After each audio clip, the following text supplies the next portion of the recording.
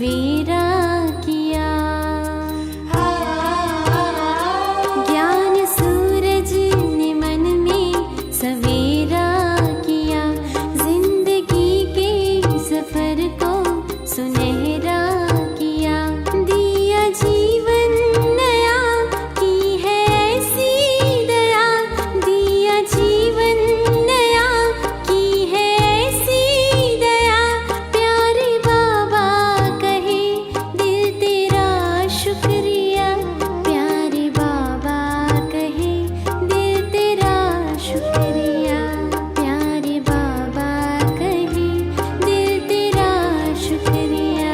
ज्ञान सूरज ने मन में सवेरा किया। ज्ञान सूरज ने मन में सवेरा। ओम शांति। आज 18 मई 2021। बाबा कहते, मीठे बच्चे, कालों का काल बाबा आया है तुम्हें काल पर जीत प्राप्त कराने। मन मना भव के मंत्र से ही तुम काल पर जीत पाएंगे। प्रश्न है, रूहानी बाप तुम रूहानी यात्रियों को कौन सी एक शिक्षा देते हैं? उत्तर है, हे रूहानी यात्री, तुम देही अभिमान छोड़ देही अभिमानी बनो। रावण ने आधा कल्प से तुम्हें देह अभिमानी बनाया, अब आत्म अभिमानी बनो। ये रूहानी ज्ञान सुप्रीम रूह ही तुम्हें देता, और कोई दे नहीं सकता। गीत है, ओम नमो शिवाय। ओम शांति। बच्चों ने अपने बाप की महिमा सुनी। गाया भी जाता है, ऊंच ते ऊंच भगवान। वह है सब बच्चों का बाप, सभी आत्माओं का बाप। बाकी जो भी हैं आपस में सब ब्रदर्स हैं, और सबका बाप भी एक है, वह है शिव बाबा। बाप ने समझाया है, हे बच्चों, भक्ति मार्ग में तुमको दो बाप हैं, एक लौकिक बाप और पारलौकिक बाप। एक है लौकिक और दूसरा पारलौकिक बाप। रचयिता से रचना को वर्षा मिलता, वह है हद का वर्षा, यह है बेहद का वर्षा। बेहद का बाप तो एक ही है, जिससे बेहद का वर्षा मिलता, वह है निराकार। उसका नाम है परम पिता परमात्मा शिव। कहते भी हैं शिव परमात्माए नमः। वह है ऊंच ते ऊंच। तुम्हारी बुद्धि चली जाती है निराकार बाप की तरफ। वह रहते हैं परम धाम में, जहां से तुम आत्माएं आती हो। बाप भी वहां ही रहते। वह है ही सर्व का सद्गति करने वाला। शिव बाबा जो है ही सर्व की सद्गति करने वाला। उसमें भी भारत परम पिता परमात्मा का बर्थ प्लेस है। शिव जयंती भी यहाँ मनाते। उस रूहानी बाप को ही ज्ञान का सागर, पतित पावन, लिबरेटर, गाइड कहा जाता है। वही दुख हरता सुख करता है। ये भारतवासी जानते हैं। बाबा कहते कि वह पतित पावन, दुख हरता सुख करता, वे एक ही बाप है। भारत ही सुख धाम था, ये दुख धाम है। बाबा बच्चों को बैठ समझाते, हे भारतवासी, तुम विश्व के मालिक थे, जबकि तुम्हारा आदि सनातन देवी देवता धर्म था। तब धर्म एक आदि सनातन देवी देवता धर्म था। देवी देवता धर्म श्रेष्ठ और कर्म श्रेष्ठ थे। अब ये धर्म भ्रष्ट और कर्म भ्रष्ट बन गए। अपने को पावन देवता कहला नहीं सकते। कलयुग का अंत। बाबा कहते कलयुग अंत तक फिर ये भक्ति मार्ग चलता, इसमें ज्ञान होता नहीं। ज्ञान से होती है सदगति। सर्व का सदगति दाता बाप जब तक न आए तब तक सदगति हो न सके। बाप कहते हैं मैं कल्प के संगम युग पर आता हूँ। इस समय है ही पते दुनिया, पावन एक भी होता नहीं। बल सन्यासी पवित्र बनते हैं, परंतु फिर उनको पुनर्जन्म तो यहाँ ही लेना है। इसी पते दुनिया में विष से ही जन्म लेना पड़े, वापस जाने का है नहीं। जब चक्र पूरा होता तब ही बाप आकर के ले जाते हैं। वापस ले जाने तो बाप ही आते हैं।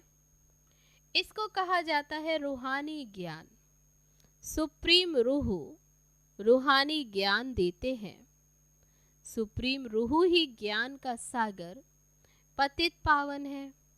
बाकी शास्त्रों का ज्ञान तो है भक्ति मार्ग।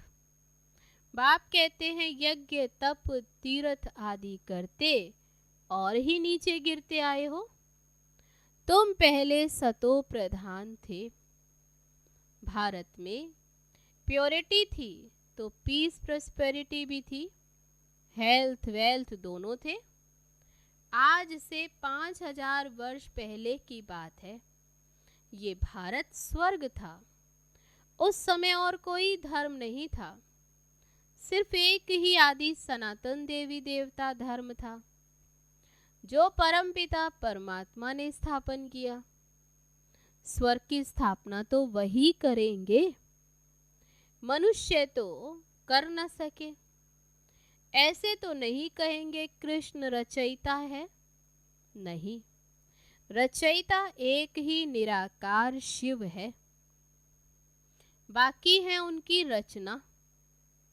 रचयिता से ही रचना को वर्षा मिलता है।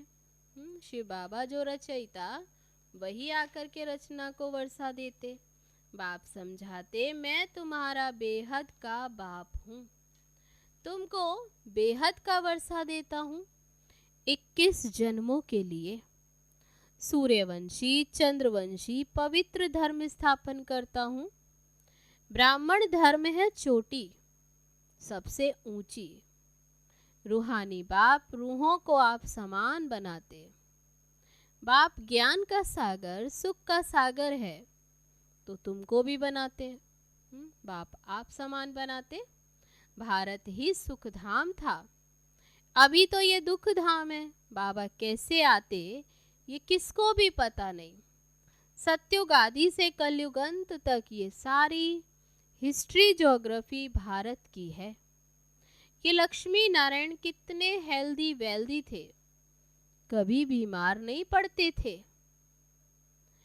अभी काल पर विजय पाने शिक्षा ले रहे हैं, जिसको कालों का काल महाकाल कहा जाता, वह तुमको काल पर विजय पहनाते हैं। नाम भी है शिवाय नमः। तुम ऐसे तो नहीं कहेंगे परमात्मा सर्वव्यापी है, कुत्ते बिल्ली में है। इसको कहा जाता है धर्म की ग्लानि। बाप की ग्लानि करते हैं। अभी ये है कल्प का संगम का समय। इस समय ही विनाश काले विपरीत बुद्धि कहा जाता है। अब विनाश तो सामने खड़ा है। गीता में भी लिखा है यादव कौरव पांडव क्या करत भय। सर्व शास्त्रमयी शिरोमणि श्रीमद् भगवत गीता है, उनसे ही फिर और शास्त्र निकले। तुम जानते हो गीता है डीटी धर्म का शास्त्र। बाप कहते मैं आता हूँ तुमको शूद्र से ब्राह्मण बनाता हूँ, फिर 100 देवी देवता बनाता हूँ, फिर तुम क्षत्रिय वैश्य शूद्र बनते। बाप समझाते हैं तुम 84 जन्म कैसे लेते हो। सबसे जास्ती जन्म जरूर वह लेते जो पहले पहले सतयुग में आते हैं। मैक्सिमम 84 जन्म तुम भारतवासियों ने ही लिए, और मिनिमम 1 जन्म ये भी बाप ही बैठ समझाते हैं। बाप बिगड़ तो किसको ज्ञान का सागर नहीं कहा जाता। पतित पावन ज्ञान का सागर कहने से बुद्धि ऊपर चली जाती है। बाप ही सबको लिबरेट कर फिर वापस ले जाते हैं। सर्व का सदगति दाता एक बाप ही है। अच्छा, बाबा पूछते फिर सर्व की दुर्गति कैसे होती? दुर्गति कौन करता? सदगति सत्युग को और दुर्गति कलयुग को कहा जाता। बाप कहते मैं कल्प कल्प तुम बच्चों को आकर सदगति देता हूँ। तुम बच्चे सारे वर्ल्ड की हिस्ट्री ज्योग्राफी को जानते हो।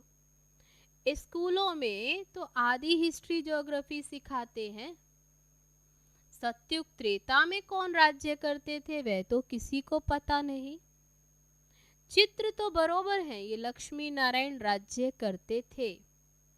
कितना समय वह राजधानी चली वह तुम बता सकते हो। ये लक्ष्मी नारायण राज्य करते थे।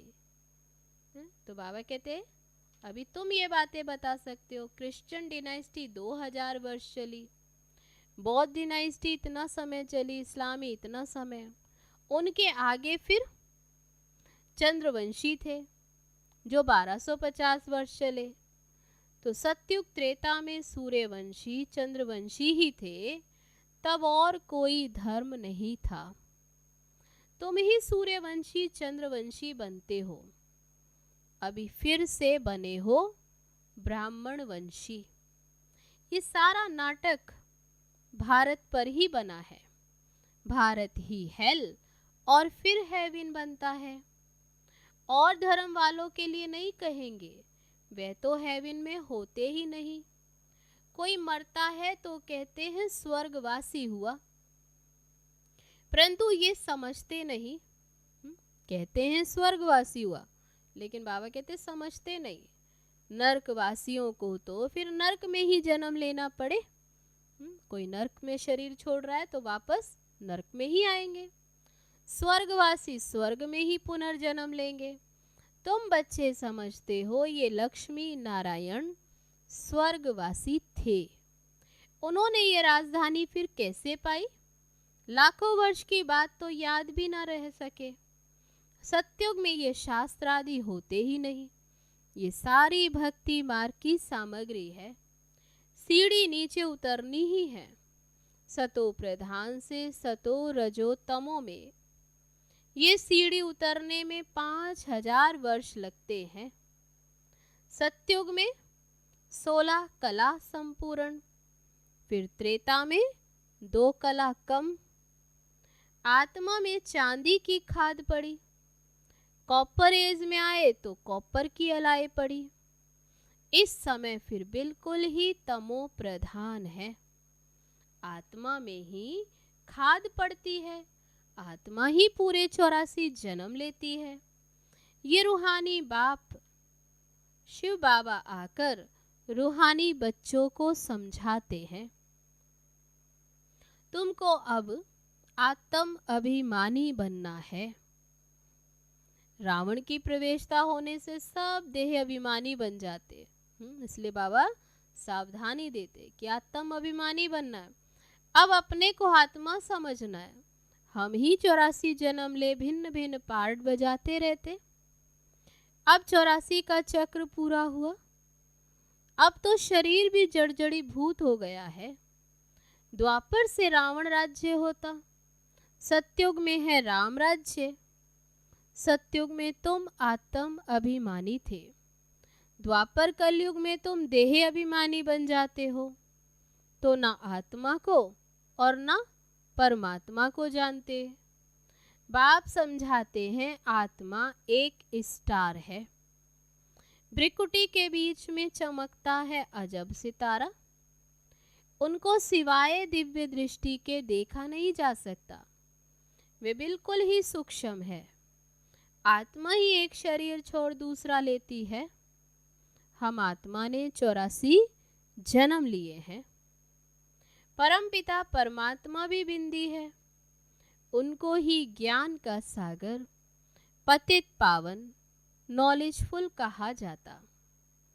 परमपिता परम आत्मा में सृष्टि के आदि मध्य अंत का ज्ञान है। जो परमात्मा, उसमें ही आदि मध्य अंत का सृष्टि के, तो बाबा कहते ज्ञान, तो वे ज्ञान का सागर है।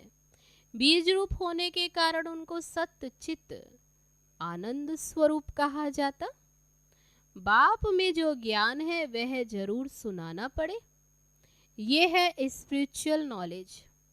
सब रूहों का बाप आकर रूहों को पढ़ाते हैं। तुमको अब आत्म अभिमानी बनना है। शिव बाबा हमको पढ़ाते, वही नॉलेजफुल है।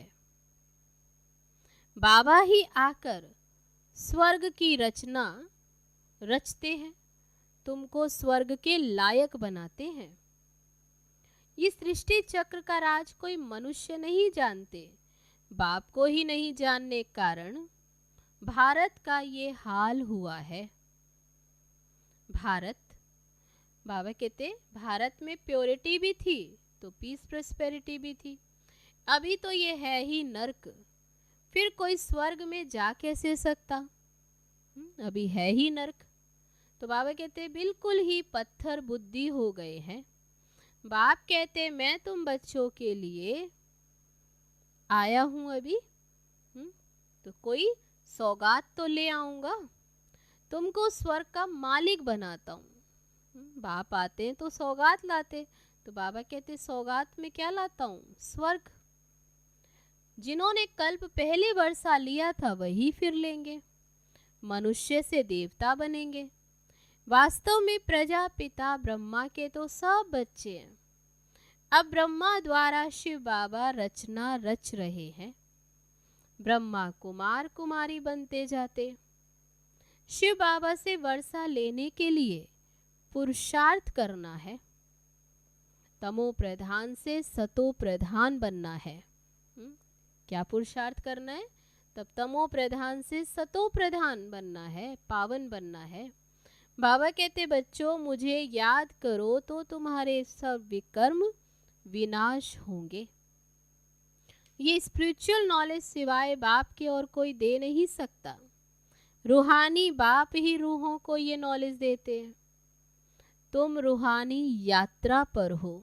अब बाबा स्मृति दिलाते तुम्हारी अभी ये रूहानी यात्रा है। देह अभिमान को छोड़ देही अभिमानी बनते हो। आत्मा अविनाशी है। आत्मा में ही सारा पार्ट भरा हुआ है। आत्मा कैसे 84 जन्मों का पार्ट बजाती अब मालूम पड़ा है। हम सूर्यवंशी थे, फिर चंद्रवंशी बने, फिर हमको सूर्यवंशी बनना है। अभी बाप सतो प्रधान बनने की शिक्षा देते हैं। मामेकम याद करो। भगवानुवाच, गीता का भगवान शिव बाबा है ना कि श्री कृष्ण। कृष्ण की आत्मा भी अभी सीख रही है। ये राजयोग की शिक्षा अभी कृष्ण की आत्मा, बाबा कहते वे भी सीखती है। तो गीता का भगवान है शिव बाबा। अच्छा, मीठे मीठे सिक्की लदे बच्चों प्रति मात पिता बाप दादा का याद प्यार और गुड मॉर्निंग। रूहानी बाप की रूहानी बच्चों को नमस्ते। हम रूहानी बच्चों की रूहानी बाप दादा को नमस्ते नमस्ते। ओम शांति। अब है धारणा के लिए मुख्य सार। पहली पॉइंट, रूहानी यात्रा करनी और करानी है। स्वयं को सतो प्रधान बनाने के लिए एक बाप को ही याद करना है। आत्म अभिमानी बनने का पूरा पूरा पुरुषार्थ करना है। दूसरी पॉइंट, काल पर विजय पाने के लिए बाप की शिक्षा को ध्यान पर रखना है। अपने को रूह समझ रूहों को ज्ञान देना है। अब है आज का वरदान, आवाज से परे की स्थिति में स्थित हो सर्व गुणों का अनुभव करने वाले मास्टर बीज रूप भव। जैसे बीज में सारा वृक्ष समाया हुआ होता है, वैसे ही आवाज से परे की स्थिति में संगम युग के सर्व विशेष गुण अनुभव में आते हैं। मास्टर बीज रूप बनना अर्थात सिर्फ शांति नहीं, लेकिन शांति के साथ ज्ञान, अतीन्द्रिय सुख, प्रेम, आनंद, शक्ति आदि आदि सर्व गुण। तो बाबा कहते कि अतीन्द्रिय सुख, प्रेम, आनंद, शक्ति आदि आदि सर्व मुख्य गुणों का अनुभव करना, मास्टर बीज रूप बनना अर्थात, तो बाबा कहते सभी गुणों का मुख्य जो गुण है उनका अनुभव करना। ये अनुभव सिर्फ स्वयं को नहीं होता, लेकिन अन्य आत्माएं भी उनके चेहरे से सर्व गुणों का अनुभव करती हैं। एक गुण में सर्व गुण समाये हुए रहते हैं। अच्छा, अब है स्लोगन, अच्छाई धारण करो लेकिन अच्छाई में प्रभावित नहीं हो जाओ। अब है मातेश्वरी जी के अनमोल महावाक्य, जिसका साथी भगवान है उनको क्या रोकेगा आंधी और तूफान। जिसका साथी है भगवान है, उसको क्या रोकेगा आंधी और तूफान। देखो, ये गीत सिद्ध करता है कि आत्मा और परमात्मा दो चीज हैं। ना ईश्वर सर्वव्यापी, क्योंकि जिसका साथी है ईश्वर, तो बाबा कहते ईश्वर वो हाजिर होते हुए भी फिर भी सृष्टि में इतना दुख क्यों। अगर ईश्वर सब जगह है तो फिर दुख क्यों। मनुष्य इतने कंगाल मोहताज क्यों। परमात्मा तो सुख स्वरूप है। तो सर्वव्यापी परमात्मा कहना गोया परमात्मा की इंसल्ट करना है। भगवान के हाजिर होते दुनिया सुख स्वरूप होनी चाहिए, वह दुख स्वरूप।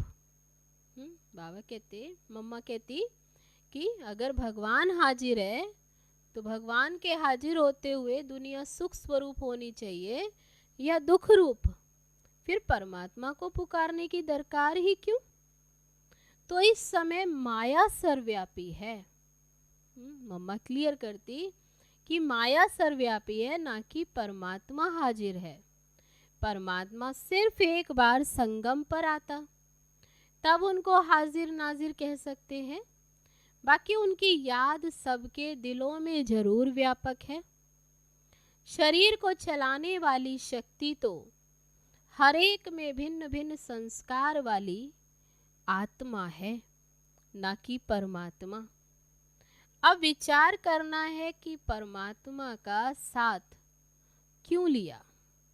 इस माया के आंधी और तूफान से पार होने के लिए तो जरूर कोई माया का तूफान है, जिससे पार होने के लिए उस परमात्मा का साथ हम आत्माएं मांगती हैं। अगर वो हाजिर होता तो ना माया की उलझन होती। अगर परमात्मा हाजिर होता तो ना माया की उलझन होती, ना उनका साथ लेने के लिए याद करना पड़ता। तो वह हम आत्माओं और परमात्मा दोनों का इस खेल में पार्ट है। इस समय आत्मा और परमात्मा दोनों ही खेल में। बाबा मम्मा कहती जब परमात्मा आता तो उनको पूरा साथ ले, उनका हो जाना, तभी माया के तूफान से छूट पाएंगे। भल वो सबका सुखदाता है, परंतु जो प्रैक्टिकल में उनका सहारा लेते उन्हों को ही साथ मिलता है। वह है तो सुखदाता, जो भी याद करता सुख देने वाला है वह सबको। लेकिन प्रैक्टिकल में सहारा है बाबा मम्मा कहती किसको मिलता है? जो भी याद करते। उन बच्चों को एक्स्ट्रा प्राप्ति होती है। भल वो दुनिया के अंदर आए, उपस्थित हो, परंतु ओहो कि हमारे लिए आए, आश्चर्यवत। दुनिया इनको ना जानने कारण इनका साथ नहीं देती। अगर इनका पूरा साथ पकड़ ले तो मदद देने में मशहूर है। कहते हैं एक कदम तुम आगे बढ़ाओ, तो परमात्मा क्या कहते हैं? बच्चे तुम एक कदम आगे बढ़ाओ, 10 कदम आगे आएंगे। वो तो संपूर्ण वर्षा देते हैं जिसमें कोई अपूर्णता नहीं होती।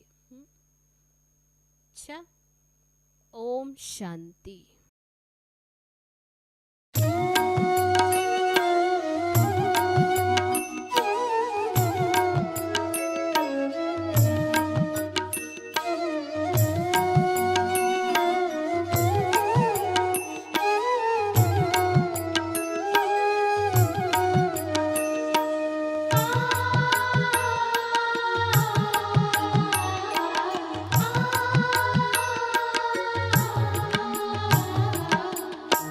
देखूं मैं सदा प्यारे बाबा तुमको, देखूं मैं सदा